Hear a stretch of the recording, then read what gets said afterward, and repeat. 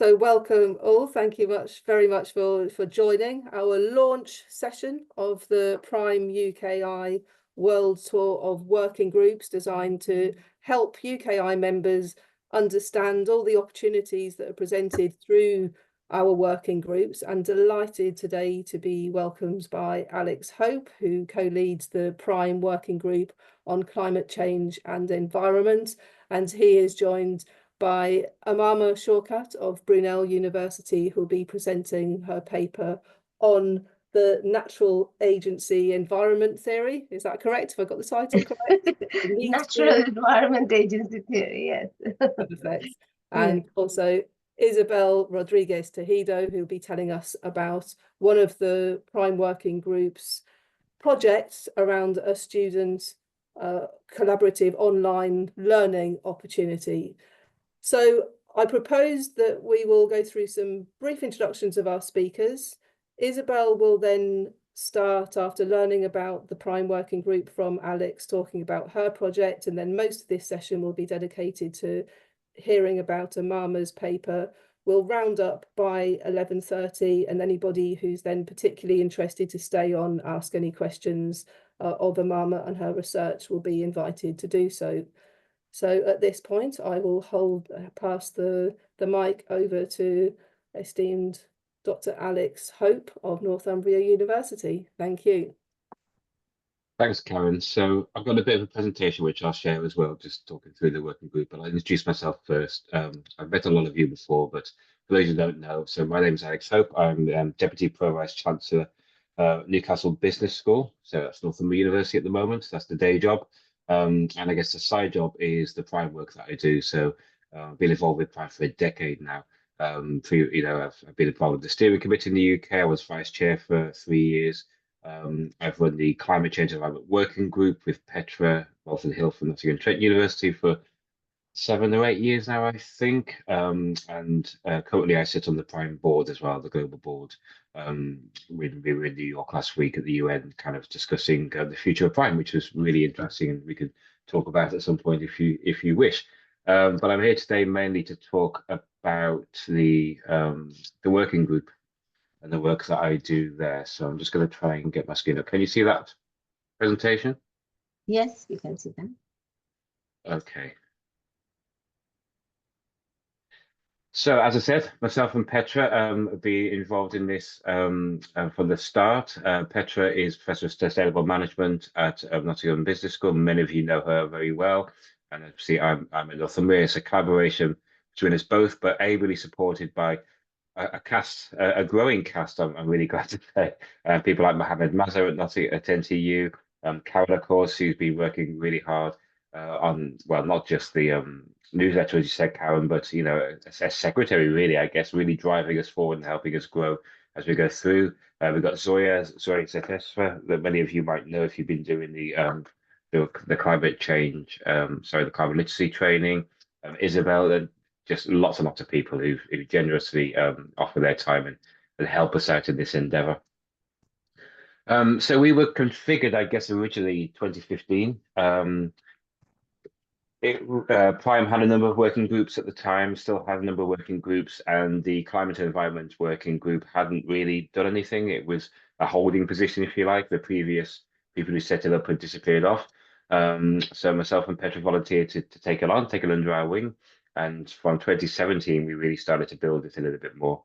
The main focus, of course, is on SDG 13, climate action, but we also address all of the other SDGs as well.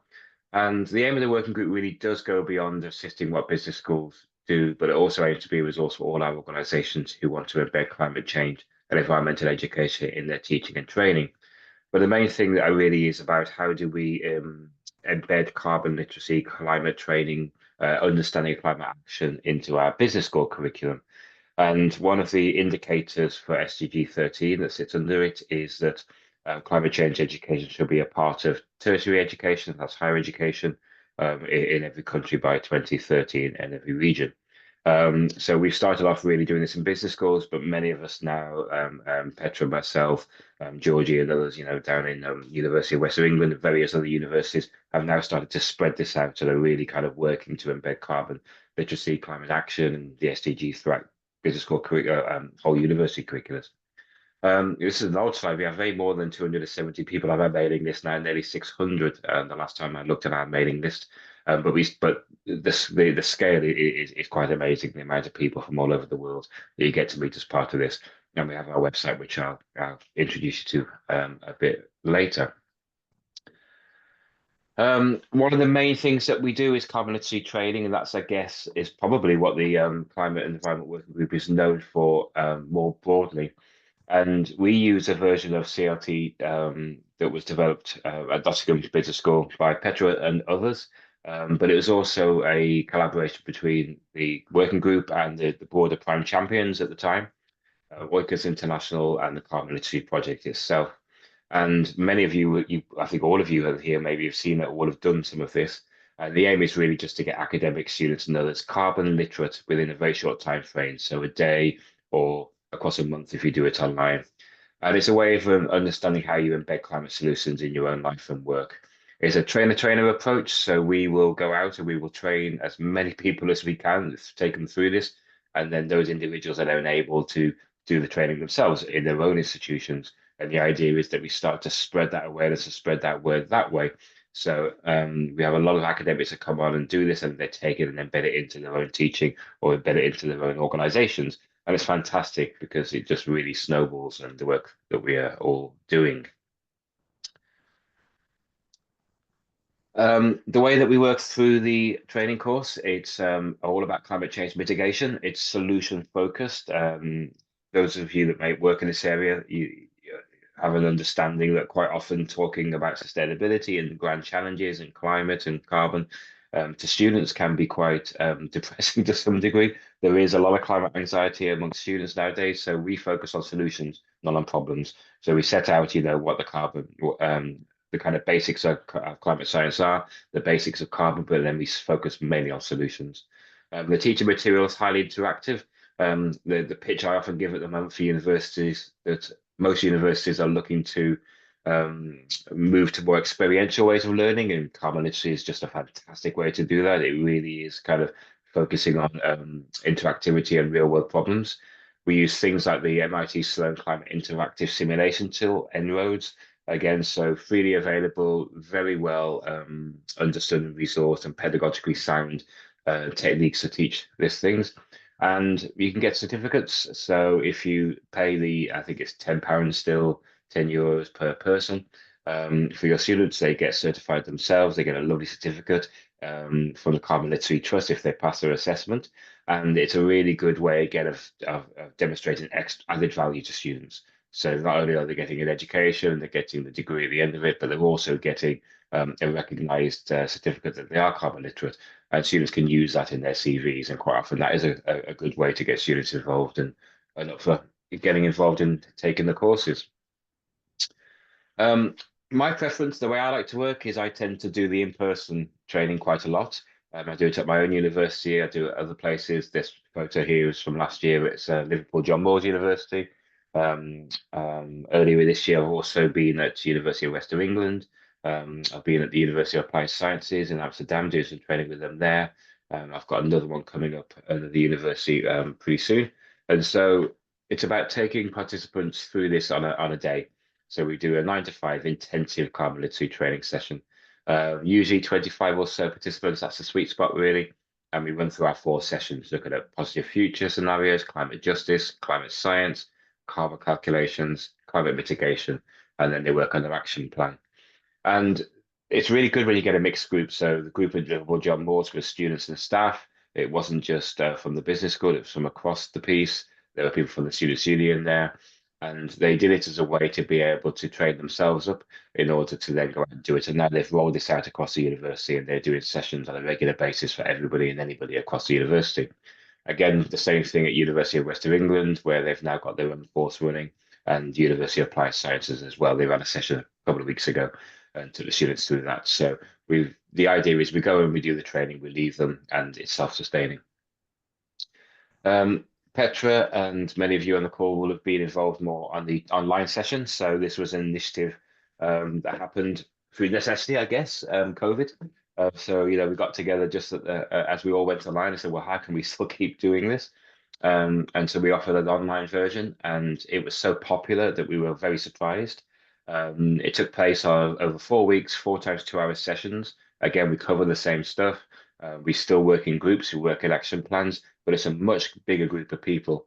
So in some cases, we've had well over 100 people on the call at a time from multiple different countries. Again, and all kinds of people, from students, organizations, staff at the universities, just every kind of person you can imagine. And it really took off. Like I said, it surprised us. We kept it going because we realized, well, actually, it's a much easier way for people to engage than a full day's training. A lot of people would do it in their own time, outside of work time, for instance, if they wanted to. And we started to run sessions, well, Petra run sessions, and some of you have worked on it, through the night almost for different time zones. So we could really say, okay, how do we do this for colleagues of Australia or Eurasia or the US? And so that's really taken off as well and got our kind of working group name out there. Some of the other work we do, we have a policy and strategist subgroup, which Mohammed leads. The idea is to kind of build a repository of support and resources for carbon managers and business schools in order to kind of understand a little bit better about the things that we need to do. So there's strategy templates, good practice examples, CSR reports from universities, things like that people can take and they can build on. So the focus is mainly on operational work, policies and strategies, but it's also on teaching and learning focus. And again, those of you that are close to Prime will understand that we've moved to a different way of reporting at the moment. The SIP reporting is now online, and we're building a repository or a Prime Global Commons. And part of that was inspired by the work we were doing here by gathering the documentation and trying to provide a repository. And the same with the UK chapter, trying to provide a repository on our website of various information. And the idea of the Prime Commons is over time it will grow. And so each of us can go on freely available stuff and we can say, okay, so how is X Y University doing this? Who's got a policy on modern slavery they can share? Who's got this? Who's got that, for instance? And so the idea is that we will help each other by developing a big repository, a bit like we started to try to do with the working group. Some of the things that we have in there, as we say, we've got templates that cover carbon policies, environmental strategies, learning and teaching strategies for climate change education, and other ideas. So the idea is to share that good practices for replication and beyond. Again, this is a slightly old slide, so apologies. But the point is we are highly research active. We do publish quite a lot of books and papers. We've got a couple that are out in the next few weeks. There's one publication I have myself, which will be out hopefully at the end of this month in the International Journal of Sustainability in Higher Education, where we have a large study looking at carbon and sustainability management within universities in the UK. So interviewing carbon and sustainability managers and understanding the barriers and enablers that enable them to go further and to meet their carbon targets. And that should be out soon. And Petra and myself have got various other things going on, including a couple of books we've got out recently. So I have to do this because otherwise Petra always tells me off when she watches the recording to say, you didn't mention my book. So Petra, I'm mentioning your book. So the Handbook of Carbon Management, which has recently been updated, award-winning book, which is actually out now, available to buy now. And on the right-hand side, a responsible business book by myself and Oliver Lash. Some of you may know, who's one of the Brunel business schools at the moment. This is the third edition of Oliver's book, which he originally wrote over a decade ago, and we brought it right up to date and added 6 new chapters, including one on carbon climate change. And so that book will be out on December the 11th. So these are teaching resources for people to be able to use. The Responsible Business books particularly is branded as a branded Prime book because Prime has its own, I guess, book collection, which is published by Routledge. So we do research and publications too. Engagement is one of the really big things that we do, trying to really kind of influence other organizations and the work that we do. So we did a lot of work a couple of years ago with Universities UK, talking about carbon literacy, talking about climate solutions and embedding SDGs into businesses. So the UUK conferences are usually, well, they are attended by all the vice chancellors in the UK. So it was a great opportunity to really kind of push the work that we do at the very top level in universities. We do work at BAM. We were always at BAM doing a taster session, trying to promote the climate working group and trying to promote carbon literacy. We have a very strong partnership now, which is growing with the Chartered Association of Business Schools. So again, that covers the 120 business schools in the UK, recognized business schools in the UK.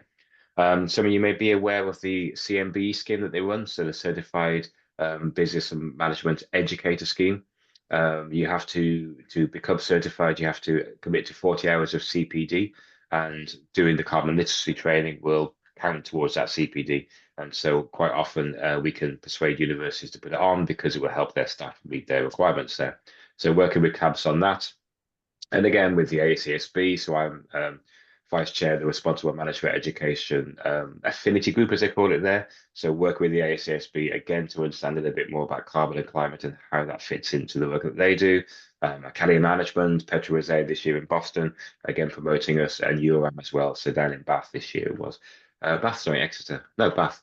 And wherever we can get ourselves, wherever we can... Yes, thank you. Yes, that's correct. So wherever we can insert ourselves, if you like, wherever we can get in there is what we try to do. Future plans, it never stops. There's always more we can do, and we're always welcome for people who want to help out. People like Karen and others, you know, it's volunteer. We all do it as volunteers. Off the side of our desks, as it were, but it really is a nice community. It's a good way, and it's a good way to bring good practice examples across the world. Contribution materials from everybody is always welcome. We're organising online sessions, events for staff development, you know, and we aim to involve practitioners. And as we move forward, PRME is having a bit of a working group refresh at the moment, and looking to put more resources into the working groups and create more ability for people to share. So that's a really good thing. So you're going to see over the next 12 months or so a kind of real push to get the working groups much more active and much more in your face. If you want to get involved, we have some carbon literacy training coming up during November. You can sign up, it's totally free. These are the sessions that we have organized for this semester, if you like. So there's the 5 consecutive Tuesdays starting on the 5th of November, 11 till 1 p.m. UK time. And that information is on our website, which I would encourage you to please look at. So unprimeclimate.org.uk. And on there, you can sign up, you can look at our resources, you can get in contact with us, and anything you would like to know about the working group. And then finally, please share us your ideas. Please share widely the work that we do. You're happy to contact myself and Petra directly, or contact with the website, or however you wish. But we're always looking for more advocates to help us kind of promote carbon literacy training, but also promote the idea that climate change, carbon management, all of these issues should be taught in business schools. They should be a core part of our curriculum, and they should involve everything that we do. Okay, I'll leave it there, Karen, but thank you very much for everyone for listening. Appreciate it. Thank you so much, Alex, for such a wonderful overview of how much is happening in your working group. It's truly to be commended. I've learned a lot myself. So we've got a couple of minutes here if anybody would like to take this opportunity to speak to Alex directly about the working group before we move on to other presentations. Do just unmute and talk. Don't need to raise your hand.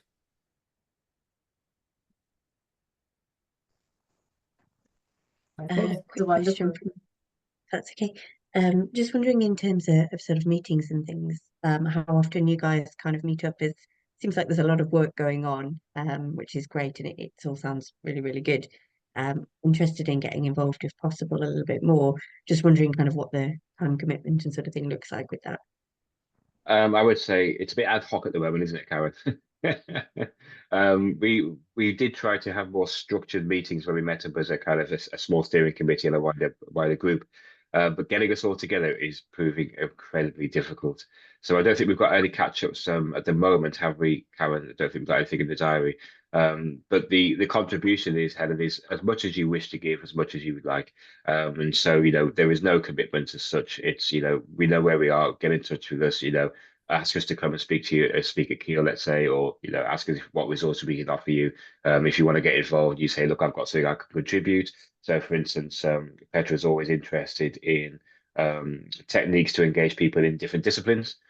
So quite often, you know, we'll ask, you know, economists will come and say, well, actually, here's kind of the way that I teach this. So marketers, the same thing. And we might integrate some of that into the work that we do. So it's very ad hoc.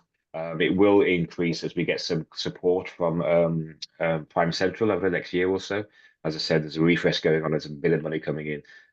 But at the moment, please, anything that you would like to do, just reach out. Okay, thank you.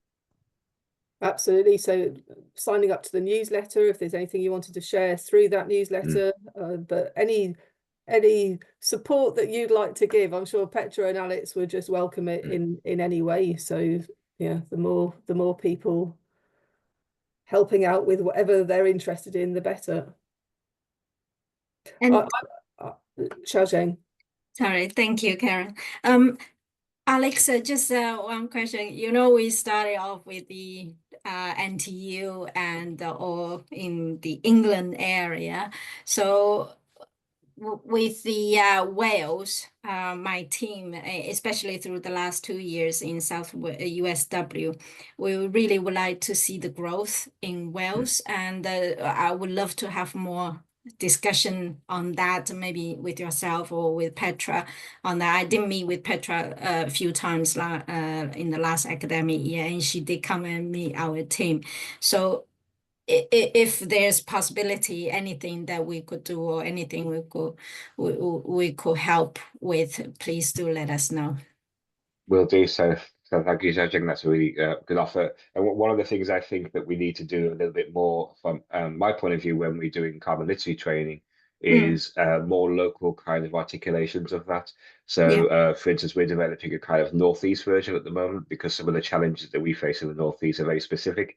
It'll be the same in Wales, same in the South, same everywhere around the world. So the version that we use, I guess, from NTU is a global version. When I'm out doing it locally, I do contextualize it a little bit. But the Carbon Literacy Trust are always kind of saying they're happy to kind of look for new versions and they accredit them. So the way you need to do that is you can work on an existing one, you can build on it, you can kind of make it your own, then you get it accredited. And so I think there may be an opportunity for the regions, if you like, to develop new versions of the CLT tool that could really kind of talk much more specifically about those regional problems. And that's a great way to engage local businesses as well on a better level. Yeah. Yeah, no, we're working with the Carbon Literacy Project, and they have started. So at the moment, we're using the NTU's slide deck and for our building in the curriculum on that. But definitely, we are looking at trying to expanding and working with local business to building within this working group. So I think maybe more support in this area will be really good. Yeah, thank you. Thank you all, and thank you again, Alex. Isabel, we're going to hand over to you for a few moments now to discuss your extremely successful project, which is really taking off. I understand over 400 students have signed up in just a matter of weeks. This is proving very successful. Are you able to share your screen okay? Hi, Karen. Hello, everyone. Yes, we're excited and scared, I guess, at the same time. And Xiaozhen, I know we are actually partners with South Wales on this, and you and I are actually partners in a different COIL. So it's good to see known and friendly faces. And I did take the climate literacy training, so thank you guys for doing that. It was an engaging experience. I'm actually leader of the sustainability student club here at University of Navarra, and I slipped them the call for November, told them how fun and engaging it is. So hopefully you will get some of our students.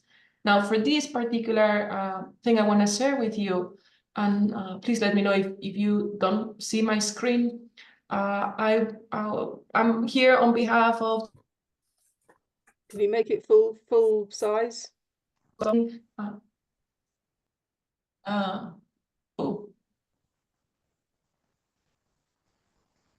Hello, am I still there? You are still here. Oh, thank you. I got this message saying Zoom unexpectedly.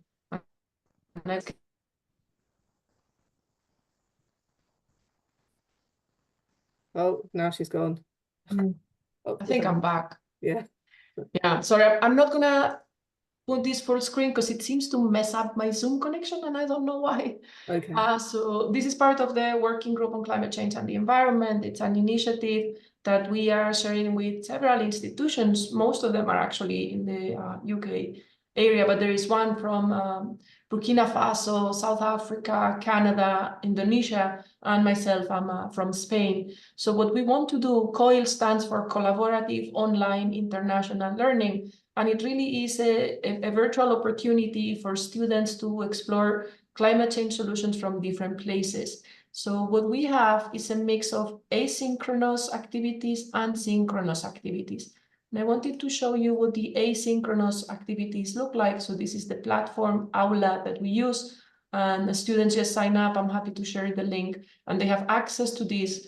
We have some materials for them to engage on in terms of cross-cultural discussion. We have the links for the live sessions, and then for every university, every country that has signed up, we have a little bit of an introduction.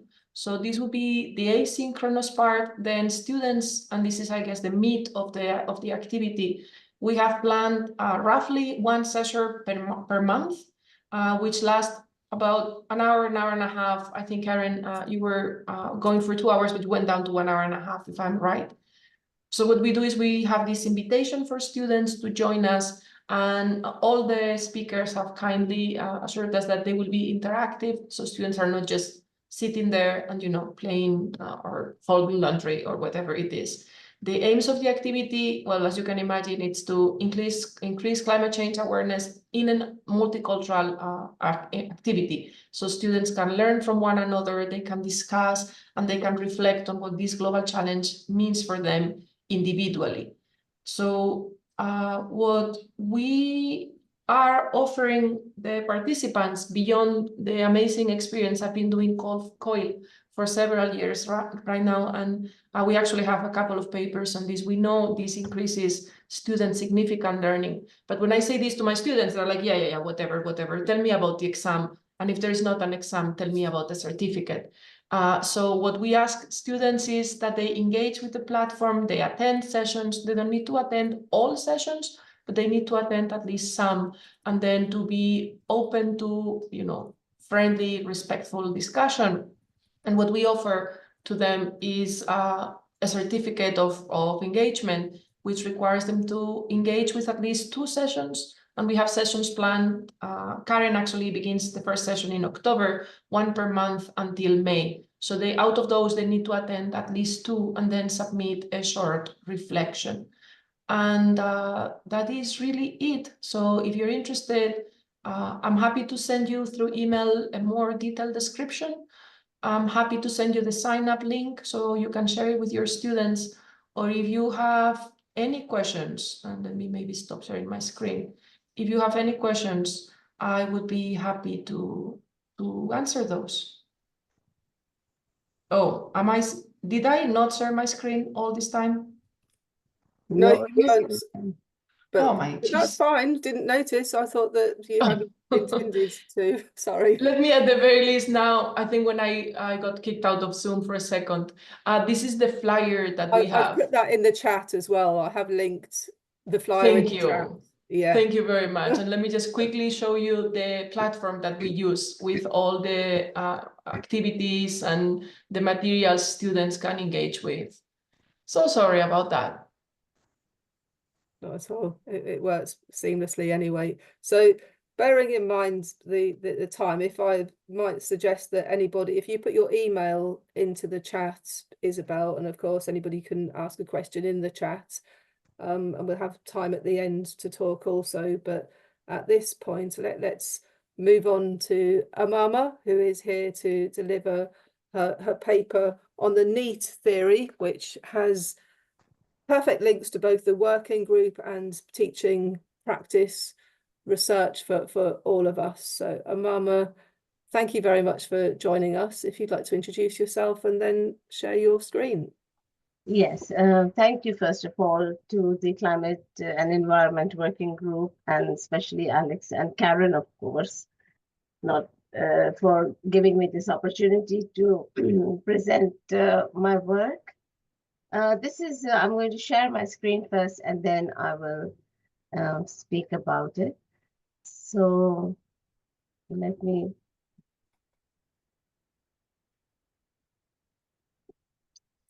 So can you see the screen? The Yes. title? Yes. Yes. Okay, thank you very much. So I'm going to present the Natural Environment Agency Theory, which is a joint work with Dr. Rajesh Tharyan and Professor Grzegorz Trojanowski. So let me go ahead with it, and then you will follow it as we move. So societal health and business health is totally dependent on planetary health, and the planet's health is not good at all. There is no future for business as usual. We are reaching irreversible tipping points for nature and climate, and over half of the global GDP, that is about $44 trillion, is potentially threatened by nature loss. This is according to a World Economic Forum recent study. Burning of fossil fuels, coupled with the unbridled use of other natural resources, has powered the economic growth that many societies have enjoyed for centuries. However, this overconsumption and unsustainable exploitation of natural resources has also resulted in immense environmental pollution, depletion, and degradation. For example, while the food, land, and ocean use system represent around $10 trillion of GDP, that is about 10% of global GDP, the enormous strain that this puts on the planetary boundaries leads to hidden costs of such use to be around $12 trillion. So clearly, the environmental costs of production now far exceed its economic benefits. From a firm's point of view, such negative environmental impacts have long been considered externalities, the costs of which have rarely been internalized. Hence, we have the tragedy of the commons. We, however, take a different view to these externalities. We consider them as natural environmental agency costs based on the Natural Environment Agency Theory, which I will now discuss. So basically, we adopt the business as the nexus of contracts view, just like the contract between the managers and the shareholders under the private property rights of the shareholders as they hold the capital ownership of the business.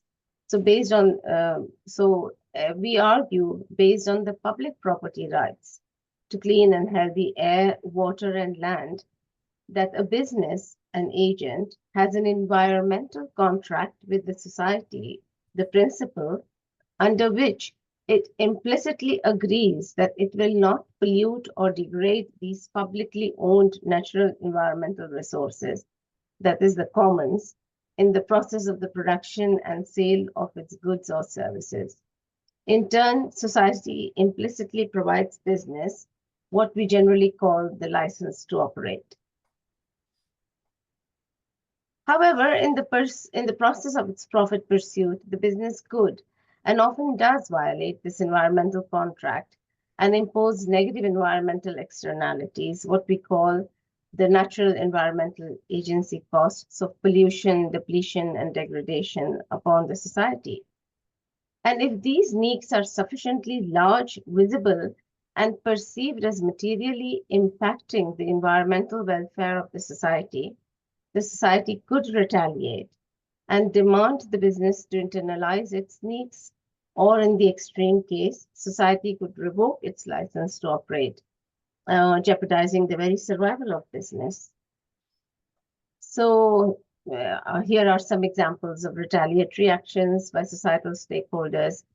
For example, fines imposed by regulators, such as those by the Environmental Protection Agency in the US, or the increased costs of doing some business. For example, the requirement to purchase costly mandatory carbon credits or carbon taxes, such as the recently introduced EU's carbon border adjustment mechanism, which will impose import taxes on products imported from countries where there are lax carbon regulations compared to EU, or the constraints on farms' operations, example, growing restrictions on the use of fossil fuels, product boycotts or shifting purchase preferences, example, moving away from meat and dairy products, litigation threats or lawsuits against environmentally irresponsible businesses. For example, there was recent Horse Hill project ruling by the Supreme Court in which the project was for the fossil fuel development. It was a fossil fuel development project which was declared illegal by the Supreme Court in UK because the project environmental impact assessment did not take into consideration the pollution and harm to society caused by carbon emissions generated by the end users of the fossil fuel. So there is so these activities plus the firms may be enabled to attract or retain high quality employees. So all these types of stakeholder awareness can lead to retaliatory action if the firm behaves in an environmentally irresponsible way. Hence, as per the Natural Environment Agency theory, NEAT, we posit that responsible environmental behavior, performance, as well as communication of this behavior in the form of environmental disclosures or reporting could preempt retaliatory action, thus leading to firms' superior financial performance and reduced riskiness. So we put forward 3 hypotheses based on our theory. The first hypothesis is that increased monitoring by societal stakeholders would lead to higher bonding efforts by businesses. Hence, increased vigilance and monitoring by societal stakeholders, plus threat of retaliation, would induce firms to preempt such actions by bonding, that is, making credible environmental commitments through responsible performance and reporting.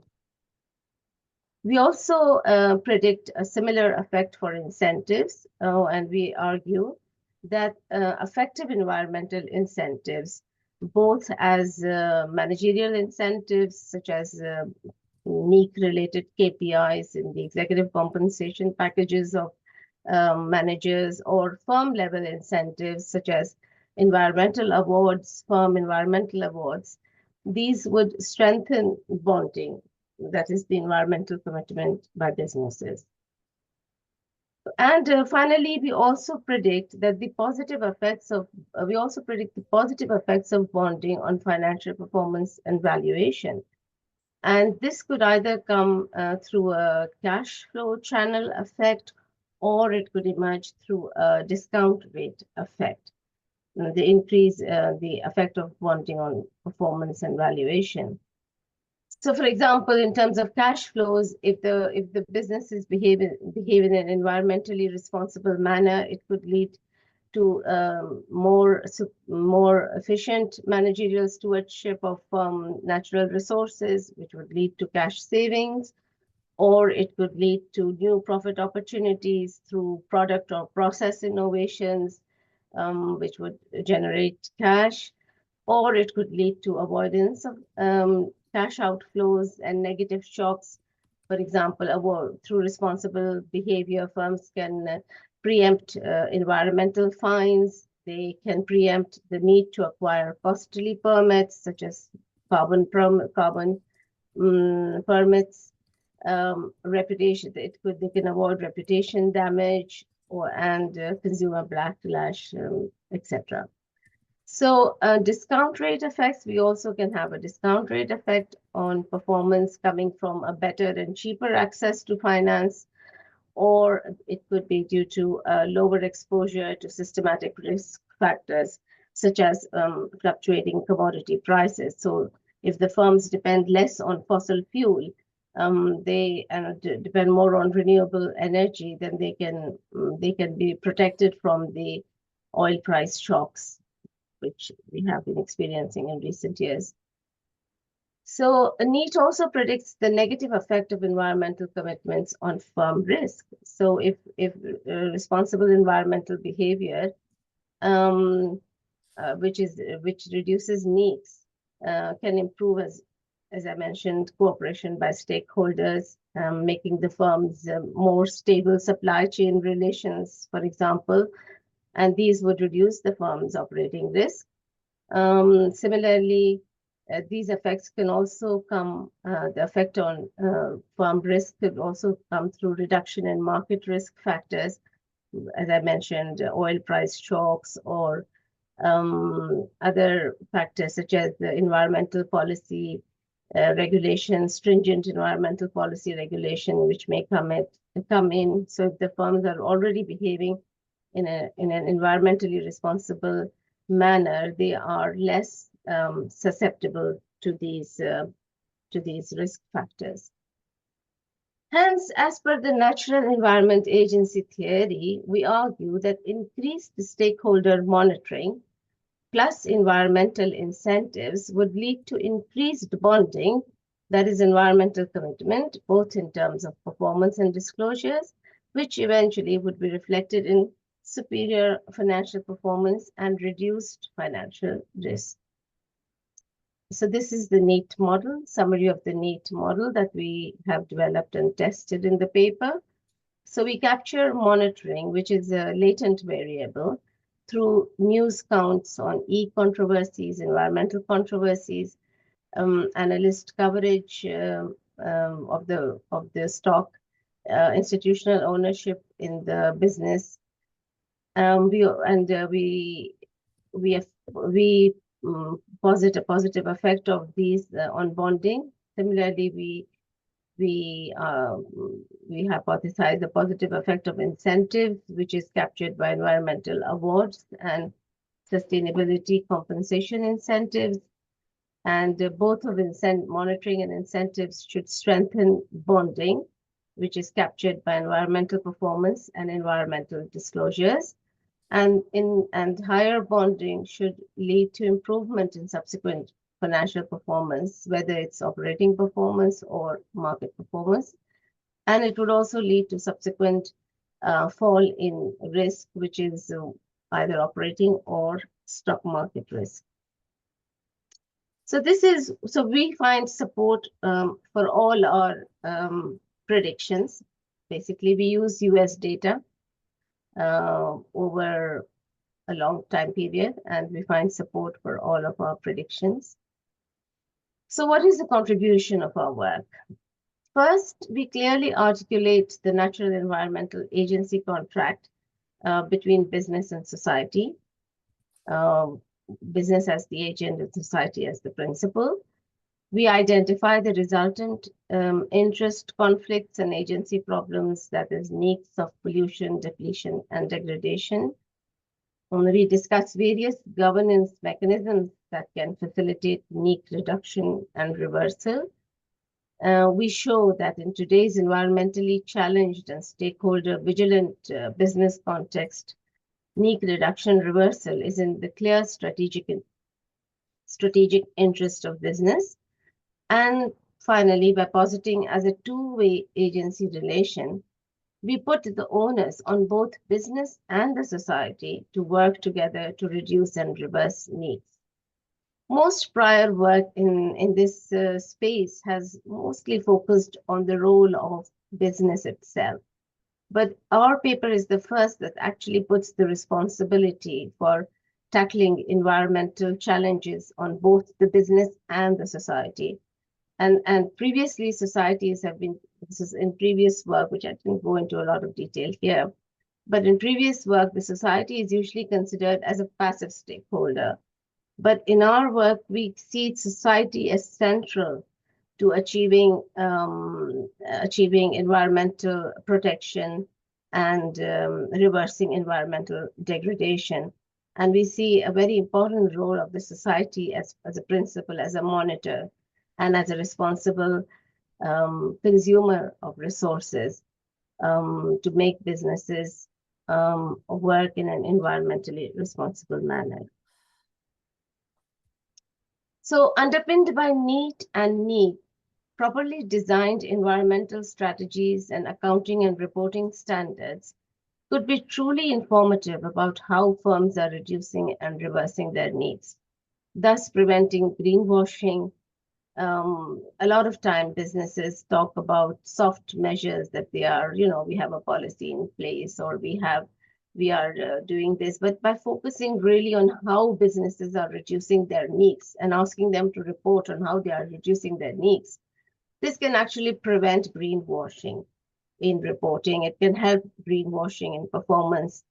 It will also allow effective resource allocation, both by businesses and its financials, because if they are required to account for how they are reducing their needs, then it gives a clear focus for both the businesses and their financials to decide upon their resource allocation. And of course, if this information is provided, then it can also galvanize stakeholder action, or the principal action, basically, societal action where needed. And we think that there is just like we have done a lot of work in the space of carbon. But there is a lot of more work needs to be done. So similar to carbon emissions for air, water and land use related need matrix also need to be developed. So for example, those related to biodiversity loss, these should be developed, applied, and reported across the business value chain. Need matrix. Then environmental regulation should be designed to make it cost effective for businesses to reduce and reverse their needs. And only then will we be able, I believe, to address the existential environmental threats that we face today. So how much time do we have? Do I go into the implications of the need for a curriculum for 5 minutes? Yeah? Okay. So let's just have I'll just discuss briefly about how NEET can be applied in management education. I believe that responsible management education should integrate NEET into its curriculum to help future managers understand the implicit environmental contract between business and society and its behavioral implications, which is for businesses to produce and sell sustainably and the society to monitor production and consume sustainably. And I think management education programs should shift the focus from narrow shareholder as a principal perspective to broader societal stakeholders as principals in the business environment relationship. Management programs should teach students to not only consider environmental stewardship as a core managerial responsibility, but also the key societal responsibility. As the curriculum should highlight how environmental commitment and leak reduction can lead to long-term financial performance and reduced risks.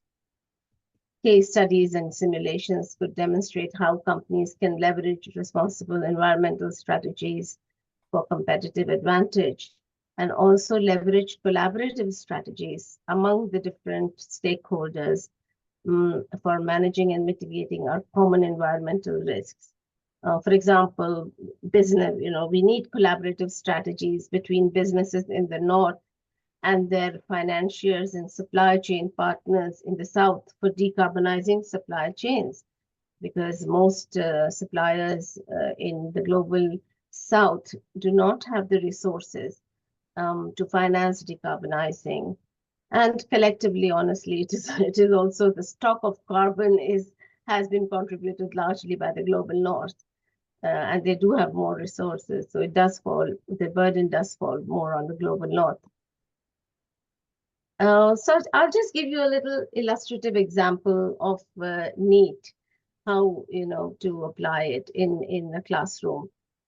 So let's say there is company Y, a white goods company, which has a mission to develop products that are themselves sustainable and that promote sustainable consumption.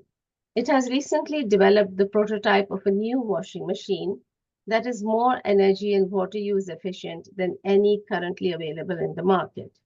The machine is itself made of 100% recycled materials and is also totally recyclable. However, it comes at a price premium of 20% over the current closest competitor. So how could we analyze this company's business in the context of NEET? We could do that, for example, we can talk about the business model of NEET, of company Y. That company Y's business model emphasizes sustainability via water, energy, via water and energy efficiency, use efficiency, and by using recycled and recyclable material. And by doing this, it is aligned with the NEET's core principle of reducing natural environmental agency cost of depletion. So by improving efficiency and sustainability of material use, it's reducing needs of depletion. Further, by proactively addressing its needs, the company is fostering trust with its societal stakeholders, which can enhance its license to operate and open opportunities for long-term business success. In terms of the marketing strategy, for example, NEET suggests that societal stakeholders, including consumers, now actively monitor businesses for their environmental impact. So company Y can leverage its NEET reducing credentials, use of recycled materials, energy and water efficiency to market the washing machine as an ethical, eco-friendly choice. Although the product has a price premium of 20%, the marketing can focus on the long-term environmental and economic benefits, particularly in terms of the long-run savings on water and energy consumption. And this would encourage also the students to think about the NEET reducing credentials of the products that they consume, which would encourage responsible monitoring and, of course, responsible consumption behavior.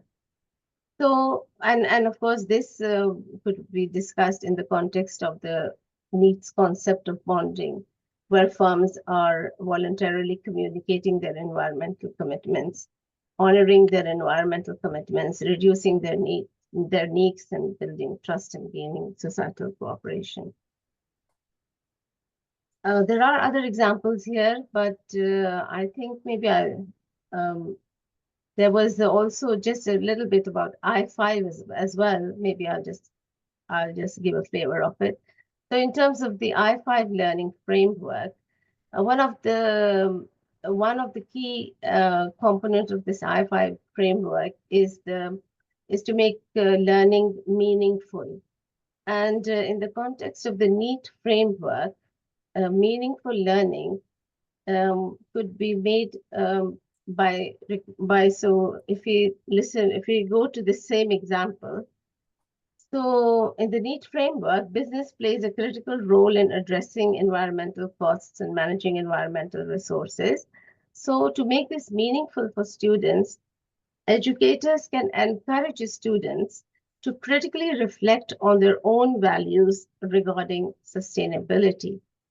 For example, in terms of critical reflection, educators can have students analyze the business's implicit contract with the society, exploring how businesses like company Y can both succeed financially and reduce environmental degradation, that is needs. And to further link it with their own experiences, this reflection can be linked to the students' own lives by discussing the products that they use daily. For example, their own use of the washing machine, how often they use it, how much water does their own machine consume, and then to consider the hidden environmental costs behind these product uses, making it personal and impactful for students. And then finally, as an educator, we can debate with the students as to whether and why they would or not buy company Y's machine, which is 20% more expensive than the nearest competitor. And my question is, would you buy it if it was 20% more expensive? Yes, I think we would perhaps today we would all buy it, even if we can see long run cost savings in terms of water and energy use. I think we would buy it. So that's it. That's for today. Thank you for listening. And this paper is available, the whole NEET paper is available online on SSRN. And there is also a QR code here if you would like to scan and download the paper. Thank you so much. And I'm happy to take any questions. Thank you, Amama, and perhaps if we could get that link into the chat also, as I'm going to stop the recording and pass over to the floor so we have 10 minutes relaxed talking with each other. Yes.